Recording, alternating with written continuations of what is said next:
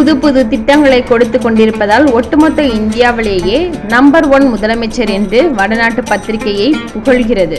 திமுகவின் உடைவாளாக இருக்கக்கூடிய இளைஞரணி தம்பிமார்களை 234 தொகுதிக்கு 234 தொகுதிகளை வெற்றி பெற செய்து வரலாறு படைக்க வேண்டும்.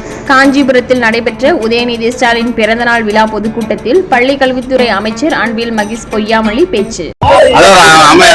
அமைச்சராக இன்னைக்கு நம்முடைய இளைஞரணி செயலாளருடைய பிறந்த நாள் மற்றும் நம்மளுடைய ஐயா சிஎம் அண்ணாமலையோட 108வது பிறந்தநாள் இதெல்லாம் சேர்த்து ஏழை எளிய மக்களுக்கு தலைவர்களும் சரி நம்முடைய துணை முதலமைச்சர் சொல்லிருக்காரு. பிறந்தநாள் கொண்டாட்டம் என்பது வெறும் கொண்டாட்டமாக மட்டும் இருக்கக்கூடாது, பயனுள்ள வகையில் இருக்க வேண்டும் என்ற வகையில் அவர் கேட்டுக்கொண்டிருக்கிறாங்க. நம்முடைய மாவட்ட கழகத்துடைய செயலாளர் சுந்தரன் அவர்களும் நம்முடைய சட்டமன்ற உறுப்பினர் எழிலரசன் அவர்களும் மிக சிறந்த முறையில் கிட்டத்தட்ட ஒரு 5 வகையான பயனாளிகளுக்கு இன்னைக்கு பயனாளிகளுக்கு உதவி செய்கின்ற விதத்தில் இன்றைக்கு ஒரு நல்ல ஒரு நிகழ்வை ஏற்பாடு செய்திருக்கின்றார்.